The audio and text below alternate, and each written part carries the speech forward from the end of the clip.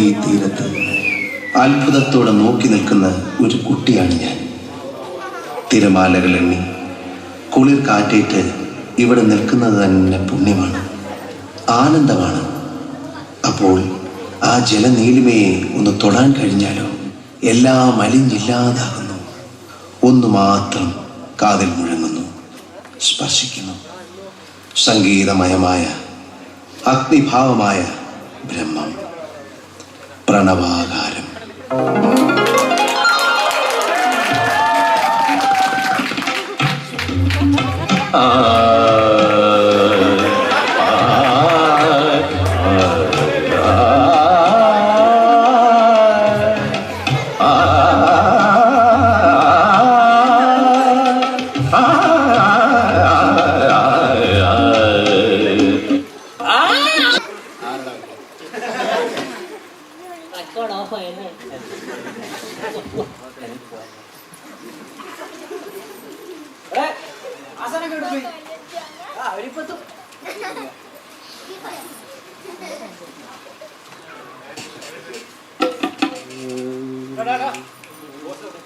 അങ്ങനെ പുറത്തെ ചന്തയിൽ മരുന്ന് വിൽക്കാൻ പോയി കിടപ്പുണ്ടാവും.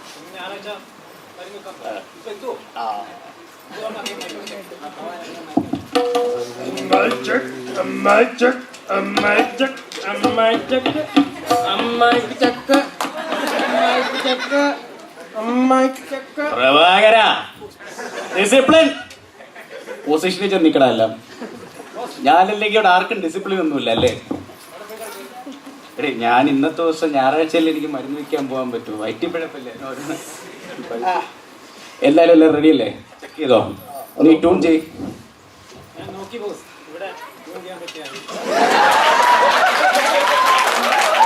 എടേ, തബല തബല ട്യൂൺ ചെയ്യടാ, തബല. എന്റെ പൊന്നോ, സ്ത്രീലപ്പടന്മാരെയും കൊണ്ടാണല്ലോ എന്റെ പല്ലിന്. എല്ലാം റെഡി അല്ലേ? ചെക്ക് ചെയ്തോ മൈക്ക്? എല്ലാം റെഡി അല്ലേ? അതെ, ഒറിജിനൽ വൃന്ദവാദ്യമാണ് ഈ നിൽക്കുന്നത്. പിന്നെ ഞങ്ങളുടെ പരിപാടി കഴിയുമ്പോ ഇവിടത്തെ കൊടികുത്തിയ പല പാട്ടുകാരും വീട്ടിലിരിപ്പാവും. ഈ കൊടികുത്തിയ പാട്ടുകാരെന്ന് പറയുമ്പോ ക്രിസ്മസ് എടുക്കാറായിട്ടും ഓണപ്പാട്ടുകൾ മാത്രം പാടുന്ന MG ചിരികുമാർ, പിന്നെ IIT-യിലെ തരുണീമണികൾക്കിടയിൽ തരംഗമാവാൻ വേണ്ടി ന്യൂ ജനറേഷൻ ഹിന്ദി പാട്ടുകൾ മാത്രം പാടുന്ന രാമകൃഷ്ണൻ പിഷാരടി, ഭഗവാൻ കൃഷ്ണന്റെ കയ്യിലിരിക്കുന്ന ഓടക്കുഴൽ ഏതാ, പാമ്പാട്ടിയുടെ കയ്യിലിരിക്കുന്ന മകുടി ഏതാണെന്ന് തിരിച്ചറിയാത്ത മണല് പരമേശ്വരൻ, ഇവന്മാരൊക്കെ ഞങ്ങളുടെ പ്രോഗ്രാം കഴിഞ്ഞ് വീട്ടിലിരിപ്പാം. ഞങ്ങളുടെ ടീമിനെ ഒന്ന് പരിചയപ്പെടുത്താം. ഗാനഭൂഷണം ഗിരീഷ് കൊച്ചിൻ, ഗാനഭൂഷണം സതീഷ് കൊച്ചിൻ, മതി. വെട്ടുകളി പ്രഭാകരൻ, സിംഫണി കൊണാട്രൻ കാഞ്ഞാവളി അമ്പു, പിന്നെ തബല Prabalan, keyboard Brennan Sahib, cymbal Rayappan അടിയോടടി,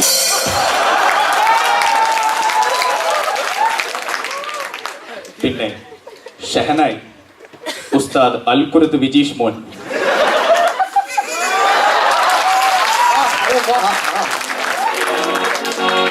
അതെ, തുടങ്ങാം. ടെസ്റ്റ് ചെയ്തോ എല്ലാവരും? മൈക്ക് ചെക്ക് ചെയ്തില്ലേ? Ready beats.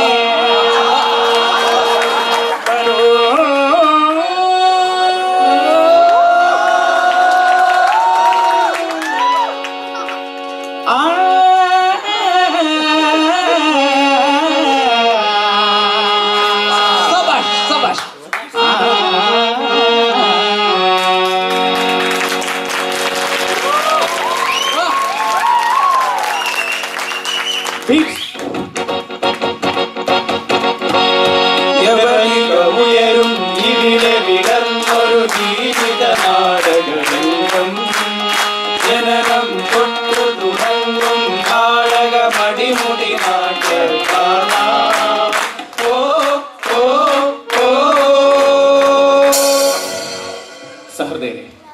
അന്ധകാരത്തിന്റെ കിംവദന്തി എന്ന പുണ്യതിഹാസ നാടകം ഇതേ വേദിയിൽ കഴിഞ്ഞ വർഷം അവതരിപ്പിച്ചത് ഒരു ഗംഭീര വിജയമാക്കി തീർത്ത് നിങ്ങൾക്ക് ഏവർക്കും നന്ദി. ഇക്കുറിയും സമകാലിക സംഭവങ്ങൾ കോർത്തിണക്കിയ മറ്റൊരു വർണ്ണശബളമായ നാടകശില്പവുമായാണ് ഞങ്ങൾ നിങ്ങളുടെ മുമ്പിൽ എത്തിയത്. പക്ഷേ ആ നാടകവുമായി ഇവിടെ എത്തിയപ്പോൾ ഈ സ്റ്റേജിന്റെ പിറകിൽ ഇവിടുത്തെ കമ്മിറ്റിക്കാർ പറയാ, കമ്മിറ്റി എന്ന് പറയുമ്പോൾ അറിയാം, അതെ പ്രസിഡന്റ്, നിന്ന നിപ്പിൽ ഇടതും വലതും മോഷൻ പോകുന്ന മോഷൻ ഇടവലത്ത്. പ്രസിഡന്റ് പറയാണ്, ഇക്കുറി നാടകം നടത്താൻ സമ്മതിക്കില്ല. ഞങ്ങൾ ചോദിച്ചു, എന്താ നാടകം നടത്തിയ കുഴപ്പം? നിങ്ങളുടെ നാടകത്തെ പറ്റി പൊതുവെ പരാതിയാണ്. എന്താ ഞങ്ങളുടെ നാടകത്തെ പറ്റി പരാതി? ഞങ്ങൾ ചോദിച്ചു. പ്രസിഡന്റ് പറഞ്ഞു, നിങ്ങളുടെ നാടകത്തെ പറ്റി ഓരോരുത്തർ പറയുന്നത് എന്താ അറിയോ? നിങ്ങളുടെ നാടകം സംസ്കാര ശൂന്യം, മൃഗീയം.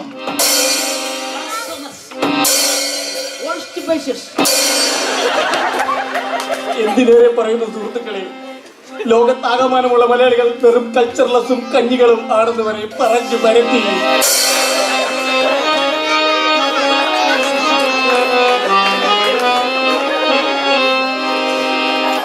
അതുകൊണ്ട്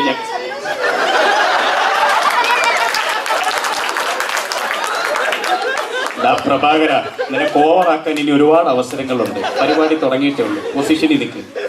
അതുകൊണ്ട് ഞങ്ങൾ തീരുമാനിച്ചു, ഇക്കുറി നാടകം വേണ്ട, ഇക്കുറി നാടകം വേണ്ട. അതുകൊണ്ട് സംസ്കാരം തുളുമ്പുന്ന പച്ചയായ മനുഷ്യ ജീവിതത്തിൽ നിന്ന് അടർത്തിയെടുത്ത ഒരു ഏടാണ് നിങ്ങളുടെ മുന്നിൽ ഞങ്ങൾ അവതരിപ്പിക്കാൻ പോകുന്നത്.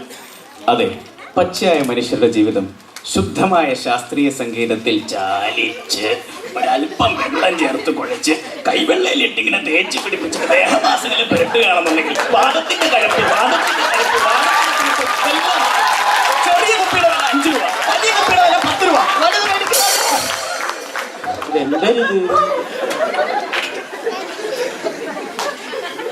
പെട്ടെന്ന് മാറിപ്പോയിടേ, ഞാൻ മരുന്ന് വെച്ചിട്ട് വരാം.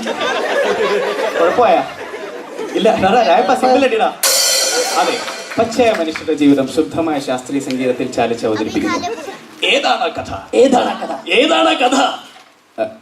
ഏതാണ് കഥ?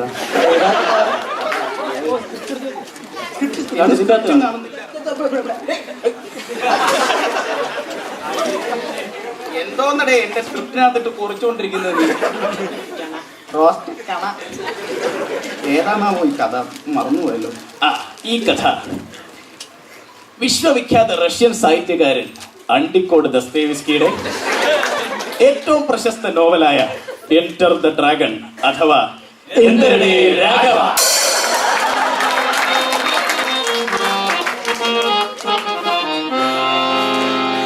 കഥാപ്രസംഗ കലയുടെ പരമ്പരാഗത രീതികൾ പൊളിച്ചെഴുതുന്ന ഈ അസുലഭ നിമിഷത്തിലേക്ക് നിങ്ങളേവരെയും സ്വാഗതം ചെയ്യും.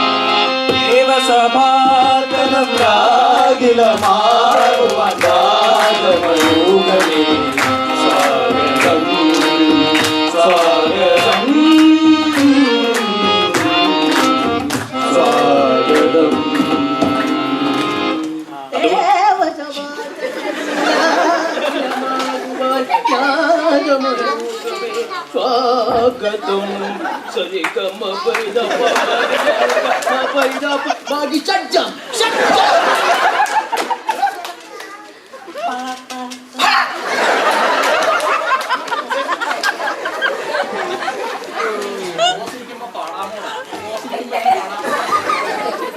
നിനക്കൊന്നും ഡിസിപ്ലിൻ ഇല്ല. അറിഞ്ഞൂടെ ഇത്തവണത്തെ കമ്മിറ്റിക്കാർ ഭയങ്കര കലിപ്പാണ്. മോഷൻ പ്രസിഡന്റ് അറിയോ? നിന്റെയൊക്കെ തലവഴി ഇട്ട് വരും. പൊസിഷനിൽ ചെന്ന് നിൽക്കണ അടിരായപ്പാ സിമ്പല്. അതെ, ഈ കഥ നടക്കുന്നത് കഞ്ചൂർ മാർഗിലാണ്. പയ്യ വേണം. കഞ്ചൂർ മാർഗിന്റെ കഥ പറച്ചില് ഞങ്ങൾ അങ്ങ് നിർത്തി. വിക്രോളിയിലാണോ? അല്ല. ഘാട്ട് കോപ്പറിലാണോ? അല്ല. കാന്തിവെല്ലിയിലോ ഡോംബിവെല്ലിയിലോ ആണ്? അല്ലേ? അല്ല. നേര് പറയാമല്ലോ സുഹൃത്തുക്കളെ, ബോംബെയിൽ എവിടെയുമല്ല. ആയിരക്കണക്കിന് കിലോമീറ്ററുകൾക്ക് അപ്പുറത്താണ് നമ്മുടെ കഥ നടക്കുന്നത്. അവിടെ കേരളം എന്ന് പറഞ്ഞൊരു കൊച്ചു സംസ്ഥാനം.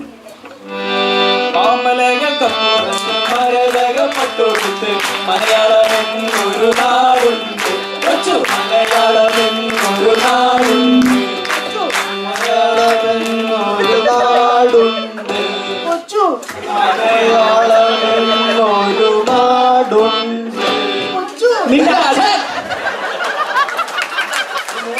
പറഞ്ഞ ഓവറാക്കല്ലേ പൊസിഷനിൽ നിൽക്കടാ.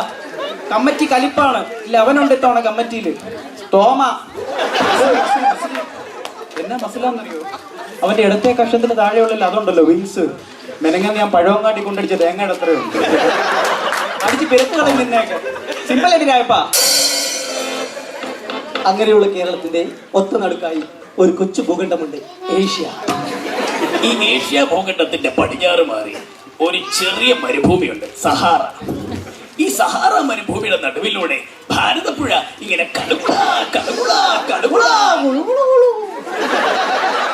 ഇങ്ങനെ ഒഴുകുകയാണ്. ഈ ഭാരതപ്പുഴയുടെ തീരത്തുള്ള ഒരു ഗ്രാമമുണ്ട്, പാമ്പായി ഗ്രാമം. ഈ പാമ്പായി ഗ്രാമത്തിൽ വെച്ചാണ് നമ്മുടെ കഥ നടക്കുന്നത്. പാമ്പായി ഗ്രാമത്തെ പറ്റി പണ്ട് ഏതോ ഒരു പീറക്കവി ഇങ്ങനെ പാടിയിട്ടുണ്ട്. പച്ചയുടുപ്പിട്ട കൊച്ചു ഗ്രാമം, പാമ്പായി എന്നൊരു കൊച്ചു ഗ്രാമം.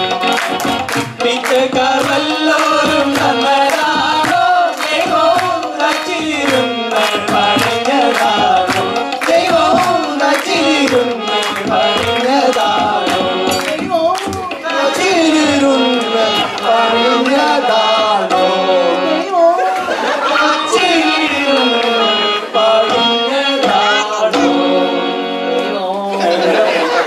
ഒന്ന് നിർത്തടാ. കമ്മിറ്റി കലിപ്പാട എല്ലാത്തിനും എടുത്തിട്ട് അടിക്കും. ലവളുണ്ട് ഇത്തവണ കമ്മിറ്റിയില്. ഡാൻസർ ചിഞ്ചു. നിന്റെയൊക്കെ നെഞ്ചാമൂടി ചവിട്ടി കളിച്ച് അവള് കുച്ചിപ്പുടി കളിക്കും. അടങ്ങിയിരിക്കടാ രായപ്പ, സിമ്പിൾ അടിയടാ. അങ്ങനെയുള്ള പാമ്പായി ഗ്രാമത്തിൽ 10-30 വർഷം മുമ്പ് നടന്ന ഒരു കഥയാണ്. ഇത്തിക്കണ്ടപ്പൻ എന്ന് പറഞ്ഞ ഒരു മുതലാളിയായിരുന്നു അവിടെ. അങ്ങേര് ഗൾഫിൽ പോയി ഒരുപാട് കാശുണ്ടാക്കി. അങ്ങനെ നിന്ന് എല്ലിന്റെ ഇടയിൽ കയറിയപ്പോ അയാൾക്കൊരാഗ്രഹം, ഒരു എഞ്ചിനീയറിംഗ് കോളേജ് തുടങ്ങിയാലോ. കെട്ടിപ്പൊക്കി അങ്ങ് ഒരു പാമ്പായി കുന്നിന്റെ മുകളിൽ വലിയൊരു ബിൽഡിംഗ്. എന്നിട്ട് അതിന്റെ നെറ്റിയിൽ എഴുതി ഒട്ടിച്ചു, ഇത്തിക്കണ്ടപ്പൻ ഇൻസ്റ്റിറ്റ്യൂട്ട് ഓഫ് ടെക്നോളജി പാമ്പായി, IIT പാമ്പായി. ഇനി IIT പാമ്പായെ പറ്റി പറയുമ്പോൾ അതിന് ഇവിടവുമായൊന്നും യാതൊരു ബന്ധവുമില്ല. ഇവിടുത്തെ ആൾക്കാരുമായൊന്നും ഒരു ബന്ധവുമില്ല. ബന്ധം ഉണ്ടായ അടിക്കുന്നു പറഞ്ഞു കമ്മിറ്റിക്കാര്. ഈ IIT പാമ്പായി 48 മണിക്കൂറിന്റെ ഇടവേള അകത്ത് നടന്ന ഉദ്വേഗജനകമായ സംഭവങ്ങൾ കോർത്തിണക്കിയ ഒരു കഥയാണിത്. അതൊരു ഓഗസ്റ്റ് മാസം 2-ാം തീയതി ശനിയാഴ്ചയായിരുന്നു. പതിവ് പോലെ IITയിൽ അന്നും നേരം പുലർന്നു.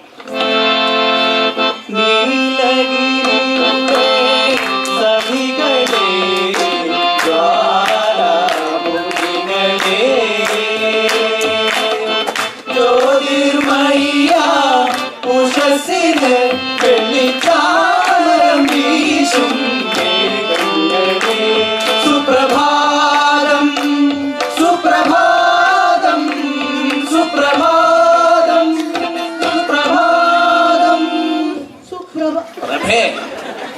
അടങ്ങിയിരിക്കും. അതിരാവിലെ IITയുടെ ഒരു ഒഴിഞ്ഞ മൂലയിലേക്ക് നമുക്ക് ശ്രദ്ധിക്കാം. അവിടെ ഒരു ഓലപ്പുരയുണ്ട്, ഓലപ്പുര. ആ ഓലപ്പുരയുടെ കോലായിൽ നിൽക്കുന്നത് ആരാണെന്ന് നോക്കൂ. അവളാണ് നമ്മുടെ കഥാനായിക. ഓലയാൽ മെഞ്ഞോരു ഗ്രഹത്തിന്റെ കോലായിൽ നിന്നൊരു കോമളായി, ഓലയാൽ മെഞ്ഞോരു അവളോട് നിൽക്കുകയാണ്. കോലയിൽ നിന്നൊരു കോമളായി. ആ കോലായിൽ നിന്ന് കോമളാങ്കിയുടെ പേര്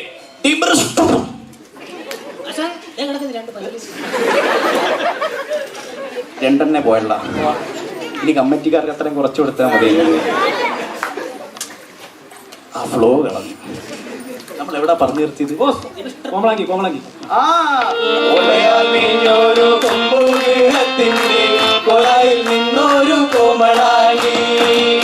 കോലായിൽ നിന്ന് കോമളാങ്കിയുടെ പേര് രമണി. ഈ രമണി അതിരാവിലെ അഴിഞ്ഞു വീണ കേശഭാരമൊക്കെ വരിഞ്ഞു കെട്ടി ഒരു തൂവെള്ളി കിണ്ണവുമായിട്ട് ഇങ്ങനെ ആ കുടിലിന്റെ പുറത്തേക്ക് ഇറങ്ങി പോവുകയാണ്. എങ്ങോട്ടാന്നറിയോ? തൊഴുത്തിലേക്ക്. എന്തിനാന്നറിയോ? പശുവിനെ കറക്കാം. ആ തൊഴുത്തിൽ അവളിരുന്ന് അവളുടെ സിന്ധി പശുവിനെ കറന്ന് പാലെടുത്ത് തൂവെള്ള കിണ്ണത്തിനകത്താക്കുന്ന ആ കാഴ്ച ഉണ്ടല്ലോ സുഹൃത്തുക്കളെ, ഒന്ന് കാണേണ്ട കാഴ്ച തന്നെയാണ്.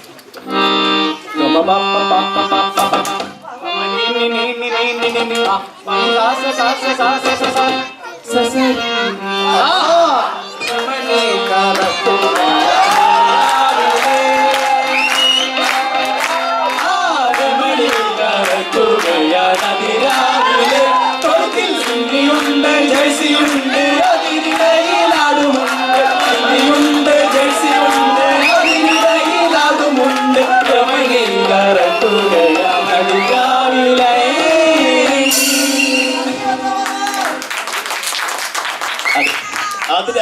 കൊണ്ടെടുത്ത പാലുമായി തൂവള്ളി കിണ്ണവുമായി രമണി തിരിച്ച് കുടിലേക്ക് നടക്കുകയാണ്.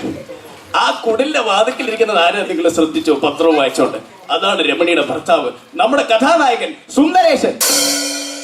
ആരോഗ്യ ദൃഢഗാത്രനായ ഒരു യുവ കോമളൻ, മനോഹരൻ, സുമുഖൻ.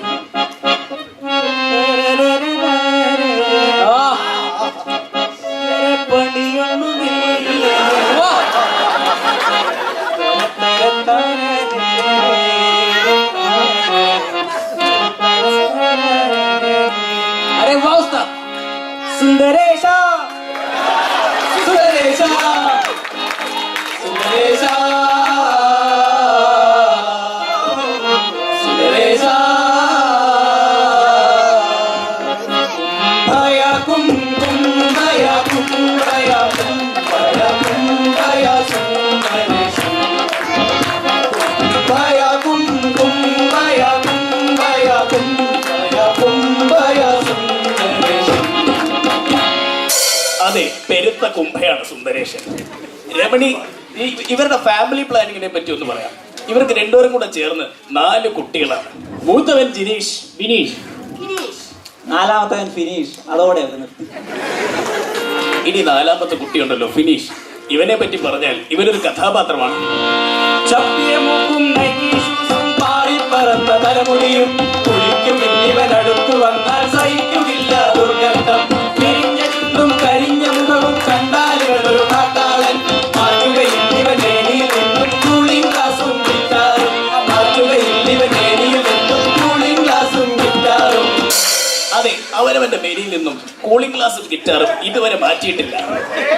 ഇത് കേൾക്കുമ്പോൾ നിങ്ങൾക്ക് തോന്നും ഇവൻ ഏതോ ന്യൂ ജനറേഷൻ ചാടത്തെണ്ടിയാണെന്ന്. അല്ല, എന്നാൽ അങ്ങനെയൊന്നും അല്ല കേട്ടോ. ഇതിന് പിന്നിലുമുണ്ട് ഒരു കഥ. കഴിഞ്ഞ ഓണത്തിന് ഒരു സിനിമാറ്റിക് ഡാൻസ് ഒക്കെ അവതരിപ്പിച്ചു. ആ ഡാൻസിന് ശേഷം അവന്റെ കണ്ണിൽ പറഞ്ഞ കൂളിംഗ് ഗ്ലാസും ഗിറ്റാറും ഒക്കെ ഉണ്ടായിരുന്നു കേട്ടോ. അതിനുശേഷം അവന്റെ അടുത്തേക്ക് ഒരു സുന്ദരിയായ പെൺകുട്ടി മന്ദം മന്ദം നടന്നു വന്നിട്ട് ഇങ്ങനെ പറഞ്ഞു, ചേട്ടാ, ചേട്ടനെ കാണാറുണ്ടല്ല ആസിഫ് അലിനെ പോലെ.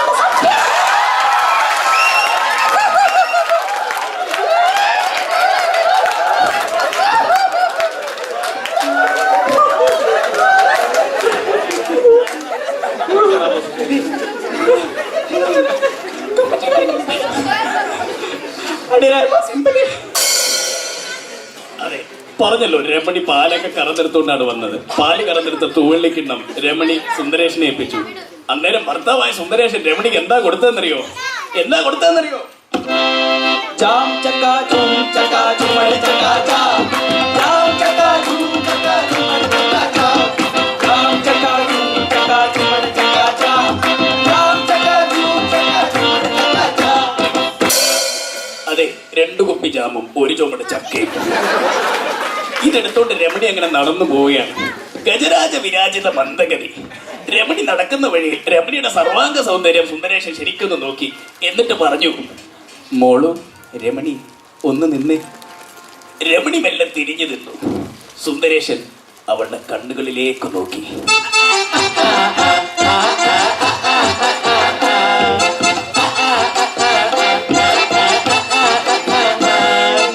നിന്റെയൊക്കെ പാട്ട് കൊള്ളാം, പക്ഷെ ആ സീൻ ഇവിടെ ഇല്ല.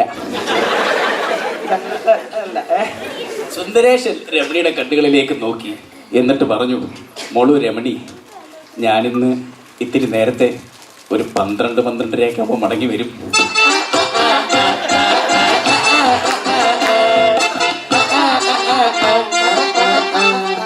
നിർത്ത്. ഇങ്ങനത്തെ സീനൊന്നും ഇതിനകത്ത് ഇടാൻ പാടില്ല. മെനങ്ങാന്ന് കമ്മിറ്റി വീട്ടിൽ വന്ന് പറഞ്ഞിരുന്ന പാടില്ല.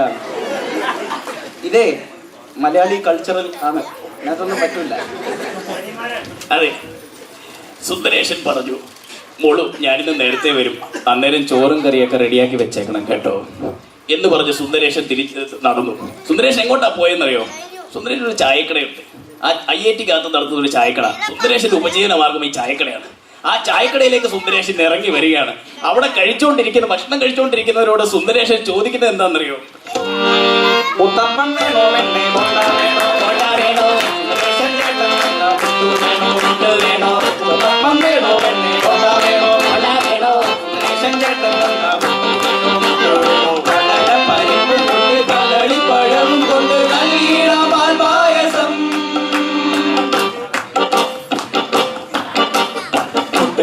പുട്ടുങ്കടലേ പുട്ടുങ്കടലേ പുട്ടുങ്കടലേ പുട്ടുങ്കടലേ പുട്ടുങ്കടലേ തിന്നാൻ പരിപ്പുടതാ തിന്നാൻ പരിപ്പുടതാ തിന്നാൻ പരിപ്പുടതാ ഉത്തപ്പം വേണോ വേണ്ടേ കൊണ്ട വേണോ കൊണ്ട വേണോ പുട്ടു വേണോ ഉത്തപ്പം വേണോ വേണ്ടേ കൊണ്ട വേണോ വേണോ സുരേഷൻ ചേട്ടൻ തന്ന പുട്ടു വേണോ. അവിടെ ഭക്ഷണം കഴിച്ചുകൊണ്ടിരിക്കുന്നത് ആരൊക്കെയാണെന്നറിയോ? ആ IIT പാമ്പയിൽ പഠിക്കുന്ന കുറച്ച് സ്റ്റുഡൻസ് ഒക്കെ തന്നെയാണ്. ആരൊക്കെയാണ് അവിടെ ഇരിക്കുന്നത് നമുക്കൊന്ന് ശ്രദ്ധിക്കാം. വലത്തു ഭാഗത്തേക്ക് നോക്കൂ. ആ മൂലയിലായിരുന്നു ചായ അടിക്കുന്ന ആളെ കിട്ടില്ലേ? അദ്ദേഹമാണ് നമ്മുടെ മേടത്തിൽ ഭാര്യ കൃഷ്ണൻകുട്ടി. പണ്ട് ലഡാക്കിൽ വെടിയുണ്ടകളെ നേരിട്ട കഥ പറഞ്ഞു രസിക്കുകയാണ് അദ്ദേഹം.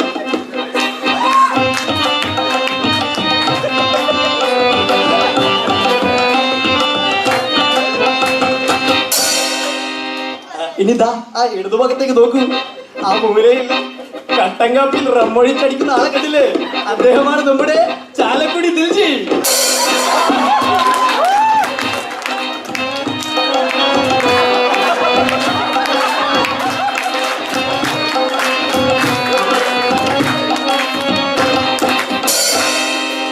ഇവര് മാത്രമല്ല, വേറെയുണ്ട്. ഇവരുടെ രണ്ടുപേരുടെ ഇടയിൽ നിന്ന് ആരാ അവിടെ ഇരിക്കുന്നതെന്നറിയോ? അതാണ് നമ്മുടെ ഫുട്ബോൾ മാന്ത്രികൻ, ടോപ്പ് സ്കോറർ ഷംപു സൈമൺ അഥവാ റൊണാരിയോ. അവൻ ഈ ചായയും കാപ്പിയും ഒന്നും കുടിക്കില്ല, പാലും വെള്ളം മാത്രമേ കുടിക്കാറുള്ളൂ. ആ പാലും വെള്ളം എടുത്തിട്ട് സുന്ദരേശന്റെ അടുത്ത് ചോദിക്കുക, സുന്ദരേശന്റെ അടുത്ത് ചോദിക്കുന്നത് പാലും വെള്ളം എടുത്ത് ഈ പാലിനകത്ത് മറ്റേ ISI മാർക്കുണ്ടോ? സുന്ദരേശന് ഇതുവല്ലോ അറിയോ? ഇതൊക്കെ എടുത്തോണ്ട് നേരെ വന്നിട്ട് ഇവന്റെ അടുത്ത് പറയാ, മോനെ രാവിലെ കറന്നപ്പോ അതൊക്കെ ഉണ്ടായിരുന്നു, കാച്ചിയപ്പോ ആവിയായി പോയതായിരുന്നു. ഇത് കേട്ടവൻ വിശ്വസിച്ച് മുഴുവൻ എടുത്താൻ കുടിച്ചു. ഇങ്ങനെ ഒന്നും രണ്ടും പറഞ്ഞ് നേരെ വിരട്ടി.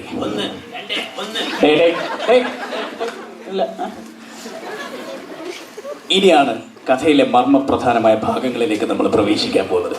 പക്ഷേ ഈ കഥ ഇനി മുമ്പോട്ട് പ്രവേശിക്കണമെന്നുണ്ടെങ്കിൽ വളരെ പ്രധാനപ്പെട്ട ഒരു കഥാപാത്രം നമുക്കിടയിലേക്ക് വരേണ്ടതുണ്ട്.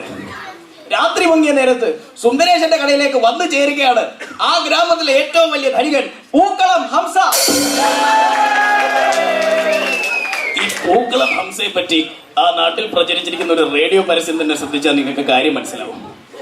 ഓണക്കാലത്ത് പൂക്കളമിടാൻ പൂക്കളം ഹംസ, പൂക്കളം ഹംസ, പൂക്കളം ഹംസ, പൂക്കളം ഹംസ, മനം മയക്കുന്ന പൂക്കളങ്ങളുടെ കമനീയ ശേഖരം പൂക്കളം ഹംസ, പൂക്കളം ഹംസ, പൂക്കളം ഹംസ, പൂക്കളം ഹംസ. അതെ, പൂക്കളം ഹംസ ആ ഗ്രാമത്തിലെ ഏറ്റവും വലിയ ധനികനാണ്. ഈ IIT-യിലൊക്കെ ഓണപ്പൂക്കൾ ഇടുമ്പോൾ അതിന്റെ ഉള്ള പൂവിന്റെ ഒക്കെ ഹോൾസെയിൽ ഡീലറാണ്. അവ സുന്ദരേശന്റെ കടയിലേക്ക് നിലവിളിച്ചുകൊണ്ടാണ് കയറി വരുന്നത്. എന്റെ സുന്ദരേശ, കടയടക്ക് കടയടക്ക് കടയടക്ക്. സുന്ദരേശൻ പേടിച്ചു. എന്താ പെട്ടെന്ന് കടയടക്കാൻ പറഞ്ഞു? അറിഞ്ഞില്ലേ, IIT-ക്കകത്ത് കർഫ്യൂ. കർഫ്യൂ IIT-ലോ? എന്ത് പറ്റി പെട്ടെന്ന്? അറിഞ്ഞില്ലേ, കമ്മിറ്റിക്കാർ ഇത്തവണ IIT-യിൽ അത് നടത്തി. എന്ത്? പൂക്കള മത്സരം. ആ വാഴക്കുലയ്ക്ക് വേണ്ടിയുള്ള അടിയാ എല്ലാം കൂടെ അവിടെ. ഓരോരുത്തർ അങ്ങോട്ടും ഇങ്ങോട്ടും എന്നാ തെറിവിളിയാന്നറിയോ? എന്റെ ആപ്പിള് കാണാനില്ല, എന്റെ വിളക്ക് കട്ടുകൊണ്ട് പോയി, എന്റെ പൂക്കൾ എടുത്തോണ്ട് പോയി, എന്റെ പൂക്കൾ മുഴുവനായിട്ട് എടുത്തോണ്ട് പോയി. പച്ചക്കറി അങ്ങോട്ടും ഇങ്ങോട്ടും. എന്നിട്ട് ഇത്രയും മുഴുത്ത കല്ലുകളാണ് അങ്ങോട്ടും ഇങ്ങോട്ടും വലിച്ചത്. എന്തുവാണ് ഇത്? അങ്ങോട്ടും ഇങ്ങോട്ടും മുഴുത്ത കല്ലുകളാണ് വലിച്ചെറിയുന്നത്. കല്ലേറ് ബഹളമായപ്പോ പോലീസ് ഇറങ്ങി ടിയർ ഗ്യാസ് പ്രയോഗിച്ചു. അങ്ങനെ കല്ലേറൊന്ന് ശാന്തമായി.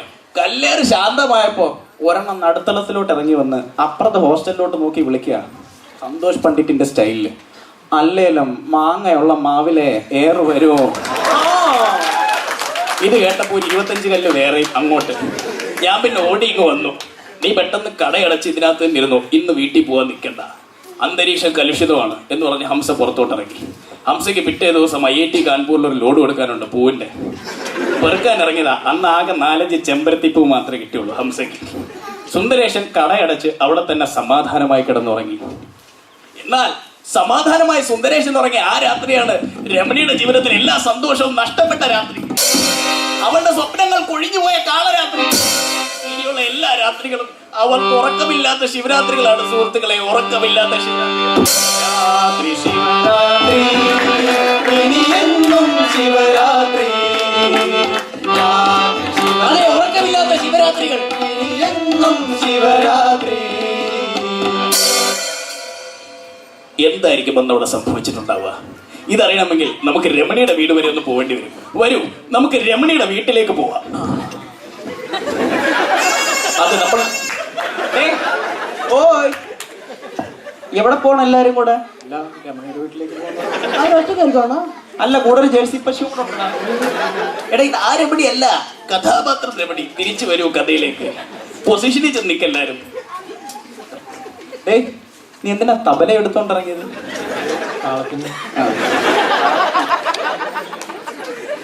അതൊന്നും അല്ല കേട്ടോ. നമ്മൾ രമണിയുടെ വീട്ടിൽ അതെ, മറ്റേതും കൊണ്ടുപോകാട്ടാ. ഇത് കഴിഞ്ഞിട്ട് കഥ പറഞ്ഞു കഴിഞ്ഞിട്ട് മുഴിപ്പിച്ചിട്ട് അത് കഴിഞ്ഞിട്ടതല്ല വിരോധമില്ല, പെട്ടെന്ന് അല്ലേ? നമ്മൾ രമണിയുടെ വീട്ടിൽ എത്തിയിരിക്കുകയാണ്. രമണി അവിടെ സമാധാനമായി കിടന്ന് ഉറങ്ങുകയാണ്.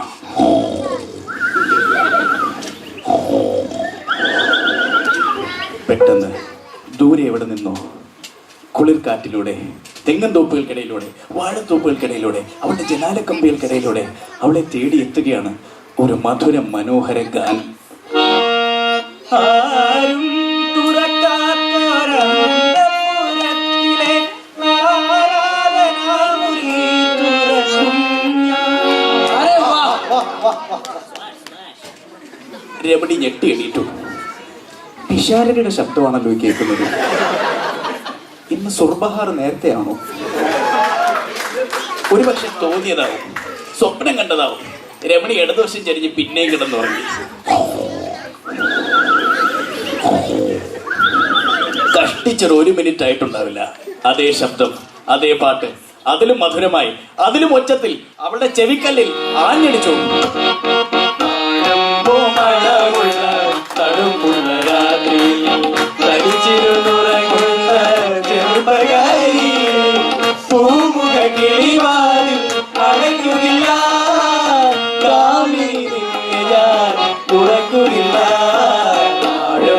മണമുള്ള തണുപ്പുള്ള രാത്രിയിൽ തനിച്ചിരുന്നുറങ്ങുന്ന ചെറുപ്പ. ഇത് പിശാരടി തന്നെ. രമണി എണീറ്റു, മെല്ലെ നടന്നു. പെട്ടിയൊക്കെ റെഡിയാക്കി വെച്ചിരിക്കുകയായിരുന്നു. അതൊക്കെ എടുത്തോണ്ട് മെല്ലെ നടന്നു തുടങ്ങി. 2 സ്റ്റെപ്പ് നടന്നപ്പോഴാണ് രമണിക്ക് മനസ്സിലായത്, അയ്യോ സുന്ദരേശൻ ചേട്ടൻ എന്ത് വിചാരിക്കും, കിടന്നുറങ്ങാം. പിന്നെ രമണി ആലോചിച്ചു, പോകാം, ഇല്ല വേണ്ട, പോകണ്ട, അല്ലേ പോവണ്ട, ഇങ്ങനെ പോകണോ വേണ്ടയോ എന്ന് കൺഫ്യൂഷനായി. മനസ്സാകെ ചഞ്ചലപ്പെട്ടു.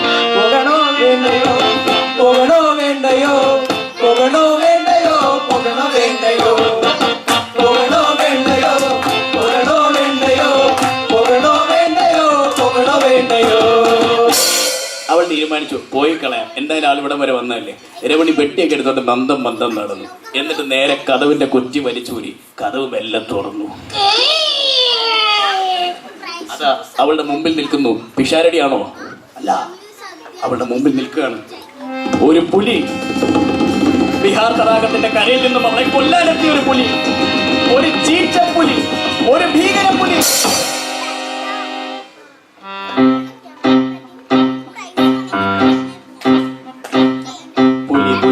പുലി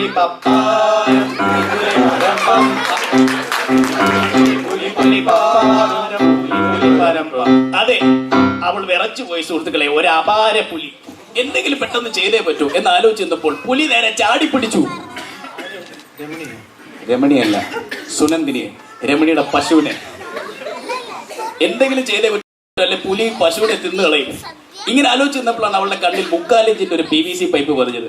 അതെടുത്ത് പുലിയുടെ തലയ്ക്ക് ആഞ്ഞടിച്ചു കൊന്നു.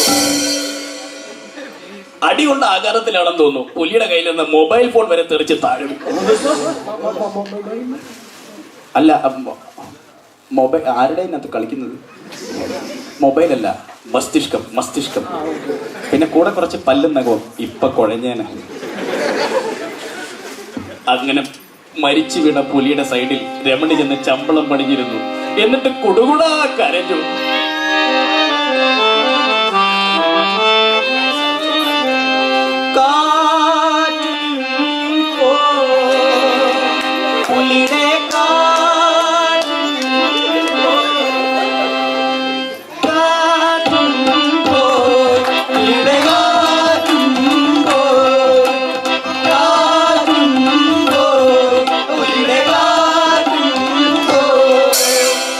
അതെ, അവൾ സന്തോഷം കൊണ്ട് തുള്ളിച്ചാണ്.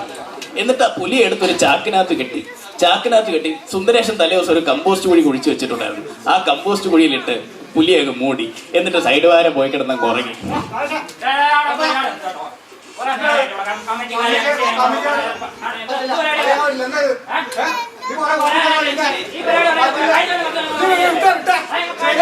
എന്തോ കുഴപ്പമുണ്ട്?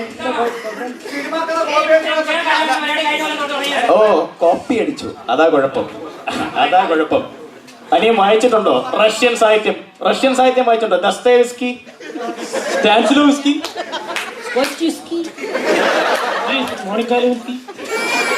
ഒന്നും വായിച്ചിട്ടില്ല.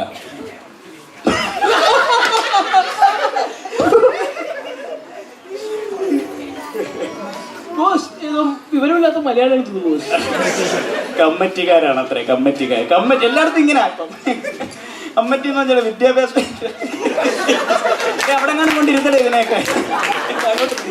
അനി മാറിയിരുന്ന് കേക്ക്. കഥ ഇനി ബാക്കിയുണ്ട്. രമണി പോയി കിടന്നുറങ്ങി. പിറ്റേ ദിവസം പ്രഭാതം പൊട്ടി വിടർന്നു.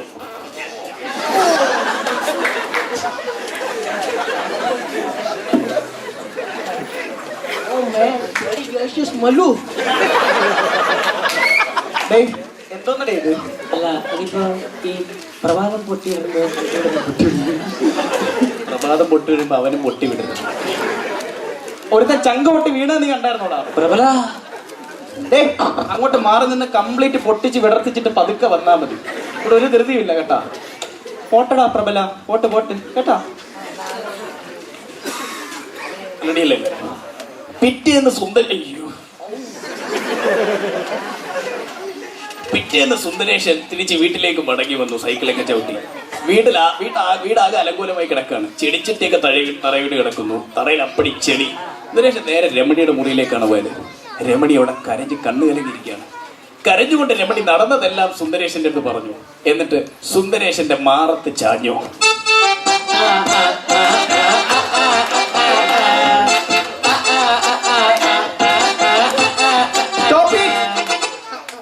ഇംഗ്ലീഷിൽ പറഞ്ഞപ്പോ നിർത്തുമല്ലേ?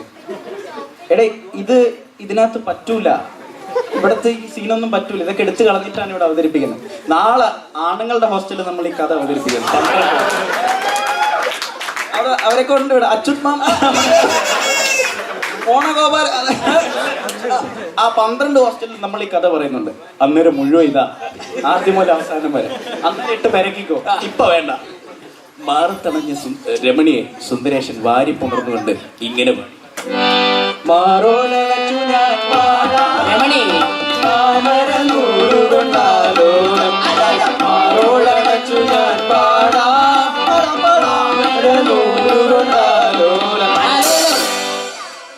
ഇങ്ങനെ പാടിക്കൊണ്ട് സുന്ദരേശൻ രമണിയെ തിരിച്ചു നിർത്തി അവളുടെ കരടക്കുറ്റി നോക്കി ഒരു ഒറ്റ അടി. എടി പുലി ചത്താ ചത്തൂന്ന് വെക്കാം, പശു ചത്താ ചത്തൂന്ന് വെക്കാം. നീ കണ്ട പുലിയൊക്കെ തല്ലിക്കൊന്ന് എന്റെ കമ്പോസ്റ്റ് കുഴിയിൽ ഇട്ടാൽ നാളെ കമ്പോസ്റ്റ് കുഴി കുഴിക്കാനുള്ള കാൽസെറ്റ് സ്ഥലം നിന്റെ അപ്പം കൊണ്ടുവരുമോ? ഇത് പറഞ്ഞുകൊണ്ട് സുന്ദരേശൻ നേരെ കമ്പോസ്റ്റ് കുഴിയിൽ ചെന്ന് പുലിയെ മാന്തി എടുത്തു. സേഫ് ആയിട്ട് വേറൊരു സ്ഥലത്ത് കൊണ്ട് കുഴിച്ചിട്ടു. രമണി ചോദിച്ചു, സുന്ദരേശൻ ചേട്ടാ എവിടെയാ പുലിയെ കുഴിച്ചിട്ടിരിക്കുന്നേ? സുന്ദരേശൻ പറഞ്ഞു, ഞാനല്ലാതെ മറ്റൊരാള് ഈ ഭൂമിയിൽ ഇതറിയില്ല. എന്നോട് കൂടി ഈ രഹസ്യം മണ്ണിൽ ചേരും.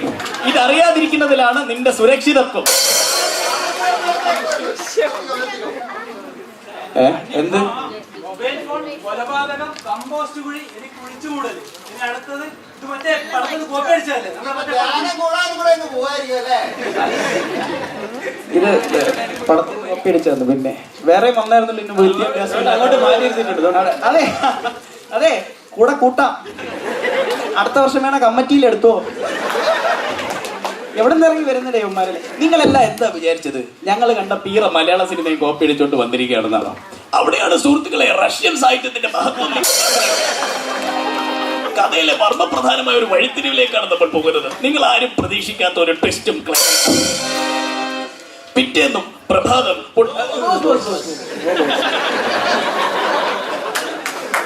പിറ്റേന്ന് രാവിലെയായി. IIT-യിൽ ഒരു കൺസ്ട്രക്ഷൻ നടക്കുന്നുണ്ട്. ഒരു ലബോറട്ടറിയുടെ കൺസ്ട്രക്ഷൻ. ഇലക്ട്രിക്കൽ എഞ്ചിനീയറിംഗിന്റെ ഭാഗമായ pneumonoultramicroscopicsilicovolcanoconiosis laboratory. Construction നടത്തുന്ന മറ്റേ ബംഗാളിലെ പണിക്കാരാ. അവന്മാരവൻ പറയല്ലോ 5-8 വട്ടമായിട്ട് വെട്ടണം. ബേസ്മെന്റിന് വേണ്ടി കുഴിയെടുത്ത ഒരു ബംഗാളിയുടെ പിക്കാസ് നേരെ ചെന്ന് പതിച്ചത് ഒരു ചാക്കിലാണ്. ആ ചാക്ക് വലിച്ച് ബംഗാളി പുറത്തിട്ടു. എന്നിട്ട് വിളിച്ചു, अरे भैया यहाँ कुड़ी में चाकू में पुली का जड़ पे है.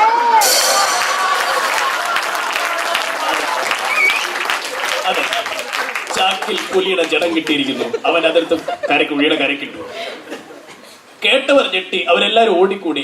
ജനങ്ങളെല്ലാരും നടുക്കത്തോടെയാണ് ഈ വാർത്തയെ സ്വീകരിച്ചത്. പക്ഷെ അപ്പോഴാണ് അവിടുത്തെ ജനക്കൂട്ടത്തിന് ഒരു കാര്യം മനസ്സിലായത്. അതൊരു പുലിയുടെ ജഡമായിരുന്നില്ല, പുലിവേഷം കെട്ടിയ ഒരു മനുഷ്യന്റെ ജഡമായിരുന്നു.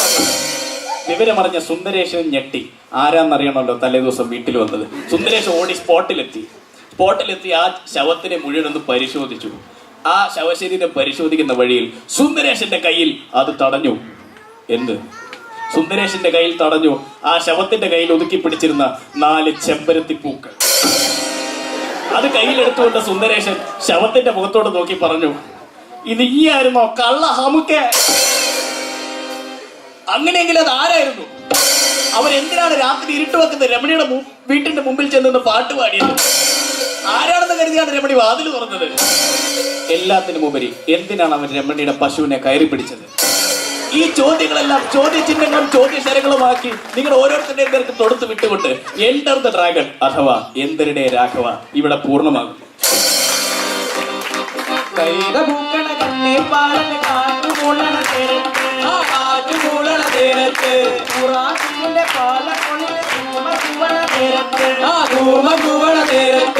അപ്പോഴും പറഞ്ഞില്ലേ പോരണ്ട പോരണ്ട പോരണ്ട പോരണ്ട, അപ്പോഴും പറഞ്ഞില്ലേ പോരണ്ട പോരണ്ട പോരണ്ട പോരണ്ട. ഓടി തള്ളടേ. അയ്യോ